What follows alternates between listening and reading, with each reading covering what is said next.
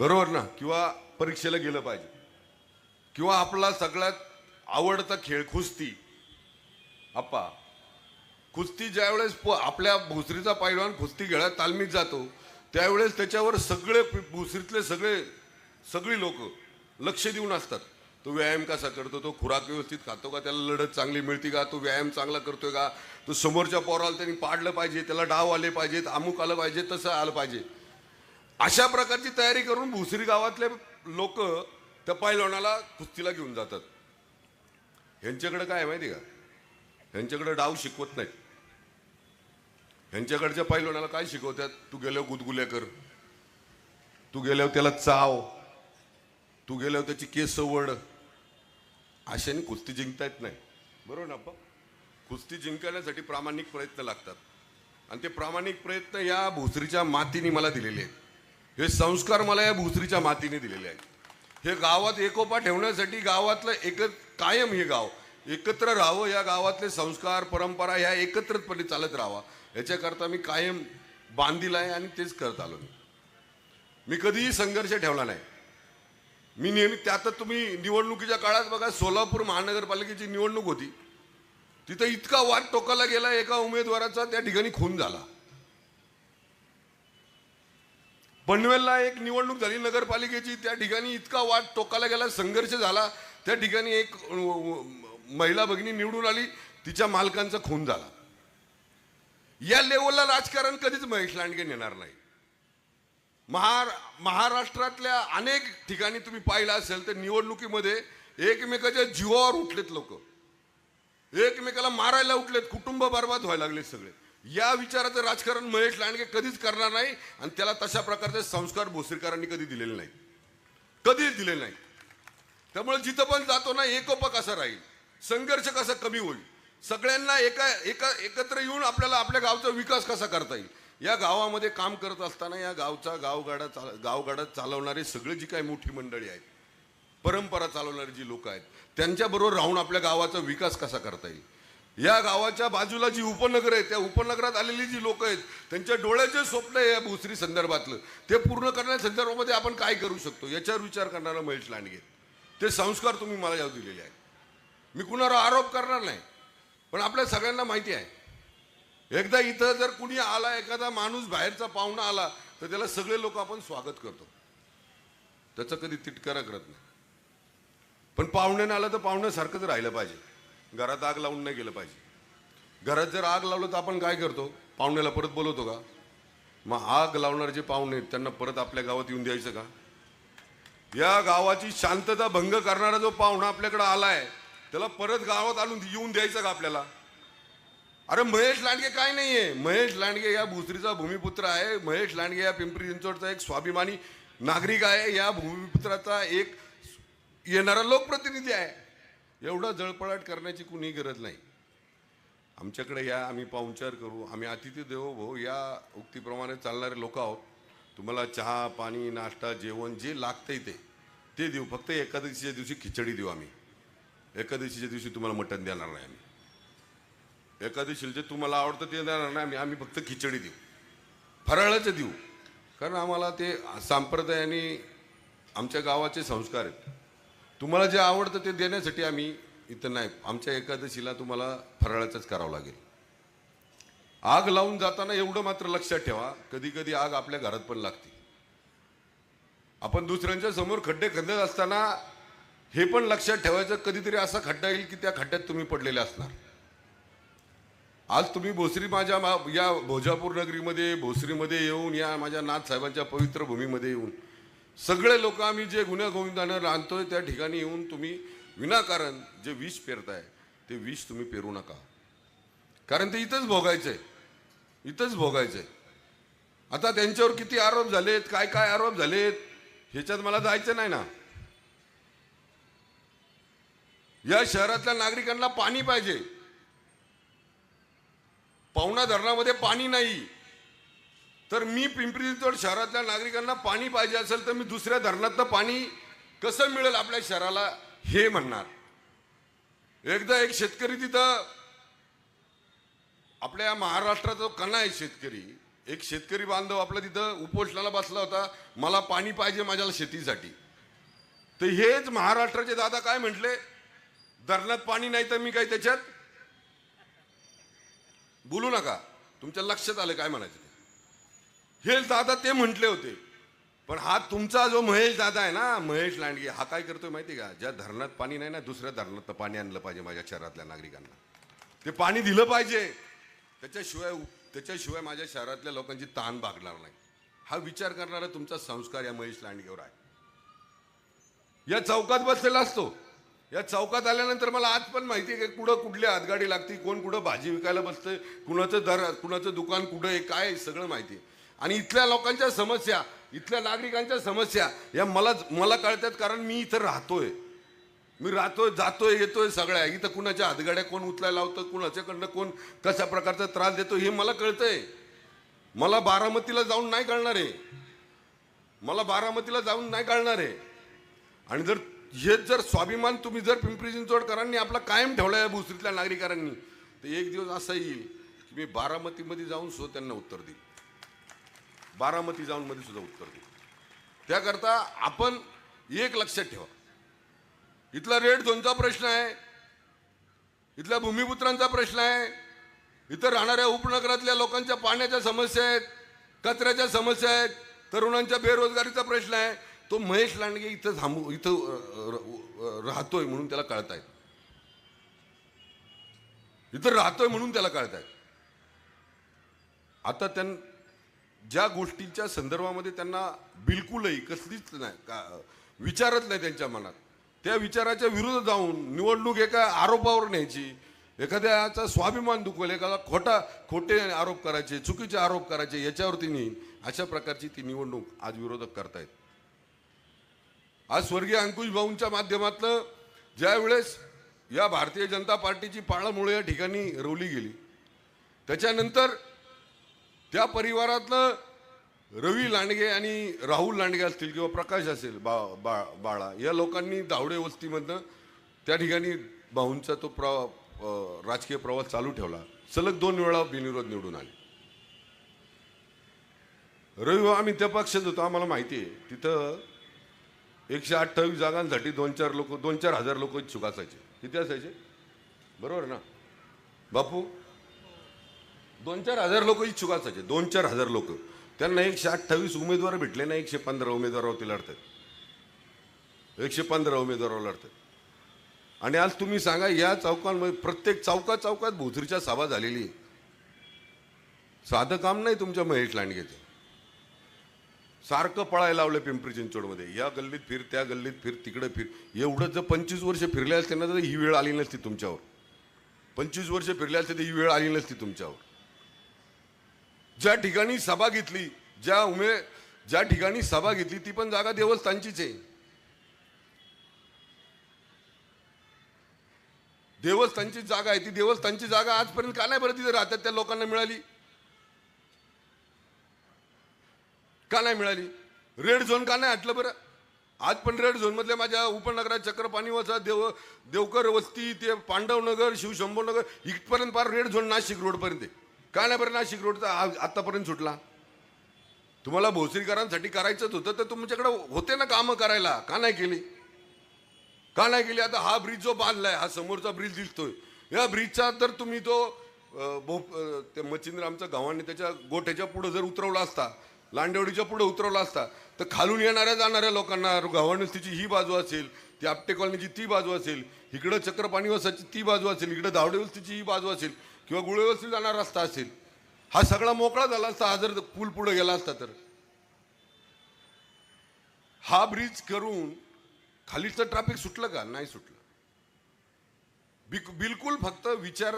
हा राजकारण, निवडणूक आली की फक्त आरोप करायचे, समोरच्या माणसावर बदनामीकारक बोलायचं आणि निवडणूक भागवून घ्यायची. रेड झोनचा प्रश्न हा संरक्षण खात्याच्या विभागात येतो. संरक्षण खात्याच्या विभागामध्ये हा प्रश्न येत असताना रेड झोनचा मुद्दा का नाही सुटला? याच्यामागे संरक्षण मंत्री नव्हते का तुमचे? सत्ता नव्हती का तुमची देशात, राज्यात? का नाही सुटला बरं प्रश्न? का नाही सुटला प्रश्न? आज माझ्या पिंपरी चिंचवड शहरामध्ये जो शास्तीकर होता तो लावला कुणी? जी अनधिकृत बांधकाम आहे ती पाडायला लावली कुणी? या प्रश्नाचं उत्तर द्या पिंपरी चिंचवड शहरातल्या नागरिकांना. रेड झोन आतापर्यंत का नाही हटला? शास्तीकर कुणी लावला? तो काढला कुणी शास्तीकर? या भूमिपुत्रांना न्याय दिला कुणी? इथल्या अनधिकृत बांधकामांना न्याय दिला कुणी? या प्रश्नाची उत्तर त्यांनी देणं आपल्याला बंधन, त्यांना क्रमप्राप्त होतं, पण त्याच्यावर ते बोलतच नाहीत. त्यांना येऊन जाऊन इथल्या जो पण काही एकोप आहे तो बिघडवायचं काम त्यांचं आत्ता या भाषणात मला पाहायला मिळालं. मगाशी भाषणात तर त्यांचं फक्त एकच आहे, इथं आपापसात भांडतील कशी, माझी पोळी बारामतीला भाजल कशी, एवढंच आहे, बाकी काहीच नाही. आणि या भूमीचा या भोजापूर नगरीचा एक इतिहास आहे हे ते विसरले. त्यांनी जाता जाता तर हा बोर्ड वाचला असताना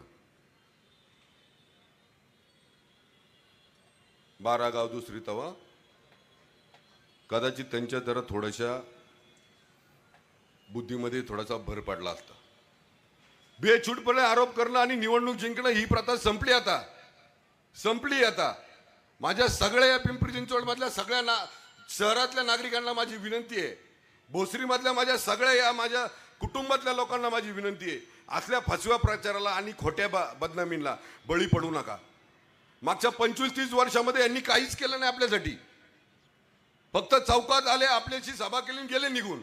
पण या शहराचं, या इथल्या नागरिकांचं भलं बुरं वाईट सगळं करण्यासाठी इथले नागरिक सक्षम आहे हे आज सांगण्याची वेळ आलेली आहे. त्यांनी कधीच पाहिलं नाही इथल्या नागरिकांबद्दल, कधीच पाहिलं नाही. आणि म्हणून माझी आपल्या सगळ्यांना विनंती आहे, सगळ्या माझ्या इथल्या समाज घटकांना विनंती आहे, यांच्या खोट्या या प्रचाराला बळी पडू नका, खोट्या या प्रचाराला बळी पडू नका, कधीच पडू नका. आपल्या कुटुंबात जर एखाद्या मुलांनी एखादी नवीन वस्तू आणली महागातली,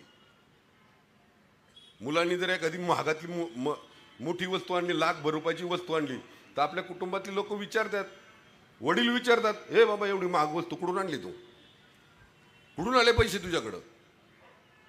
इथं माझ्या एका दलित परिवाराचे, माझ्या दलित परिवारातील एका कुटुंबातील माझ्या बांधवांची एका परिवाराची जागा 1800 कोटीची जागा यांच्या पुत्रांनी लिहून घेतली.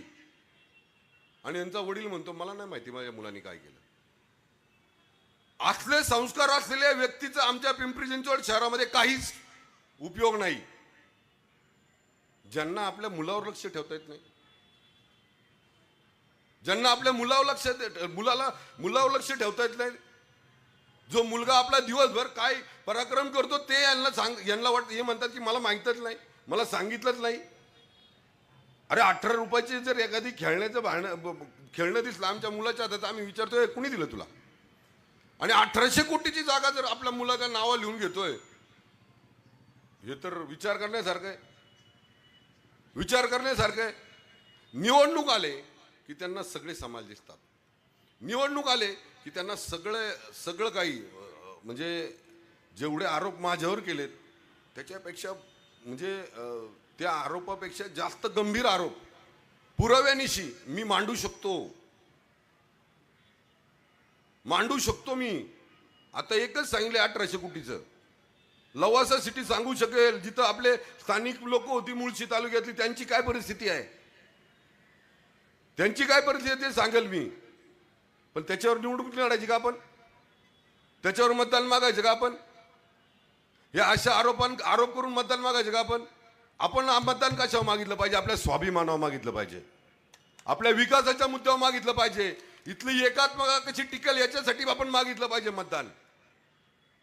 सगळे गावगाड्यातली लोक एकत्र कशी पुढे जातील, माझ्याबरोबर हे सगळे लोक सगळे कसे पुढे जातील, आणि हे पुढे जात असताना माझं शहर, माझं गाव, माझ्या गावाचा नाव लौकिक महाराष्ट्रात कसा होईल याचा विचार करणारा महेश लांडगे, हे सगळं पाहून आपल्याला निवडणूक लढायची. आज या 3 प्रभागामध्ये 5, 6, 7 मध्ये जे पण उमेदवार आहेत ते तुमच्या समोर आहेत. प्रत्येकाची ओळख मी करून देऊ शकतो, पण तुम्हाला सगळ्यांना माहिती आहे रवी भाऊची बिनओळख झाली आहे. त्याच्याबरोबर पॅनलमध्ये असलेल्या आमच्या राजाभाऊची मिसेस आहे, राजाभाऊंनी स्वतः काम केलेलं आहे, त्याच्या परिवाराला सुद्धा वारसा आहे. या गावच्या परंपरेमध्ये त्या कुटुंबाचं एक मोठं योगदान आहे. त्याच्याबरोबर आमचा योगेश आहे, जो भैरवनाथ कबड्डी संघाच्या माध्यमातून त्याच्या परिवाराला सुद्धा मोठा त्या आपल्या एक म्हणजे भोसरी गावचं नाव आहे भैरवनाथ कबड्डी संघ, त्याच्यामध्ये तो प्रतिनिधित्व करतो. त्याच्या कुटुंबातला प्रत्येक घटक, प्रत्येक सदस्य सगळ्यांच्या सुखदुःखात आहे. कधीच कुणाला कुठल्याही प्रकारचा त्रास नाही, सगळ्या लोकांना मदत करणारा आहे. त्याच्याबरोबर आमच्या देवकरताई आहेत. देवकरताईंनी त्या ठिकाणी त्यांचा मुलगा देवा, त्यांच्या परिवारातला प्रत्येक सदस्य वेगवेगळ्या माध्यमातून तिथल्या लोकांना मदत करतोय. सगळे लोक तिथे जाऊन आपल्या आपल्या परीने जेवढं काही आपल्या परिसरातल्या नागरिकांना मदत करता येईल ते करतायत. त्याच्या पलीकडे आलो आपण, इकडं नितीन शेठ लांडगे आहेत, एक स्थानिक, जे आपल्या या पिंपरी चिंचवड शहराची स्थापना झाली तेव्हा एक आपल्या या भोसापूरचं नाव कायम त्या इतिहासात लिहिलं जाईल. या पिंपरी चिंचवड शहराचे प्रथम महापौर म्हणून आदरणीय लांडगे साहेबांचं नाव त्या ठिकाणी आहे. हा आपल्याला अभिमानच आहे ना, स्वाभिमानच येतो आपला. त्यांच्या आदर्श, त्यांच्या मार्गावर काम करणाऱ्या ॲडव्होकेट नितीन लांडगे आहेत. आमच्या संतोष अण्णा आहे, समता परिषदेचा, पिंपरी चिंचवड शहराचा समता परिषदेचा अध्यक्ष म्हणून काम केलंय. आपल्या समाजासाठी न्याय देण्याची भूमिका कायम त्याची राहिलेली आहे.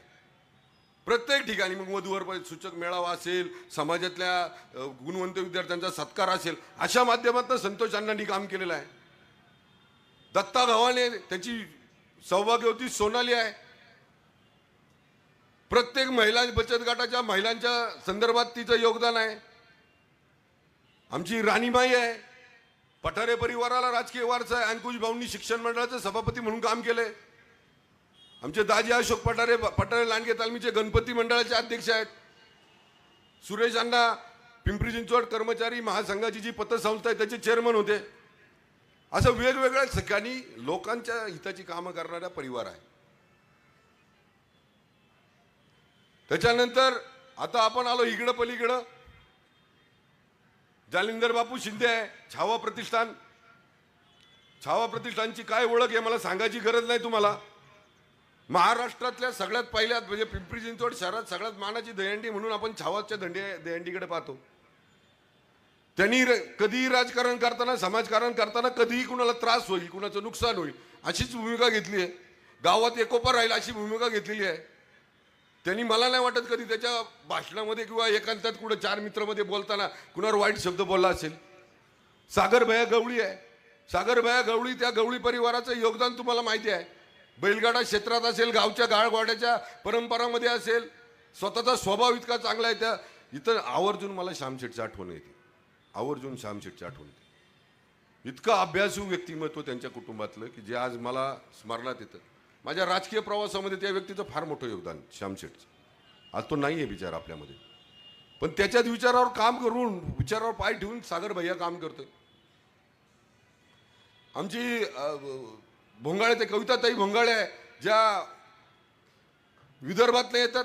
इथं विदर्भ मित्र मंडळाच्या माध्यमातून त्यांनी नेहमी या परिसरात जेवढे पण आपले समाज तिकडले लोक आहेत त्यांना कशा प्रकारे आपण आपल्या या मंडळाच्या माध्यमातून न्याय देऊ शकतो, त्यांच्या आपल्या तिकडल्या परंपरा आपण इथं कशा जपू शकतो, त्या बचत गटाच्या माध्यमातून, महिला सक्षमीकरणाच्या माध्यमातून, स्वतःच्या एज्युकेशन ट्रस्टच्या माध्यमातून चांगलं कसं भरीव काम करता येईल याच्या संदर्भात सुद्धा ते कायम प्रयत्न करत असतात. आज तर इतकं वाईट वाटलं मला, इतकं वाईट वाटलं, त्या देवीदास मामावर बोललेलं मला फार वाईट वाटलं. तो बिचारा कधीच कुणाला कधी उलटं बोललेला नाही, मला तर नाही वाटत. आणि त्यांची मिसेस पण कधी बोलली नसेल. देवी आणि दास काय, अरे आपल्यासारख्या एका मोठ्या कर्तृत्ववान माणसानं या आमच्या देवीदास मामावर बोलावं गोफणेवर, आणि त्या अनुराधाताईवर बोलावं. अरे हे दोघं काय काम करतात जरा फिरा त्या गल्लीमध्ये, तुमच्या लक्षात येईल. त्यांच्या परिवारातले कुटुंब बघा काय काम करतात.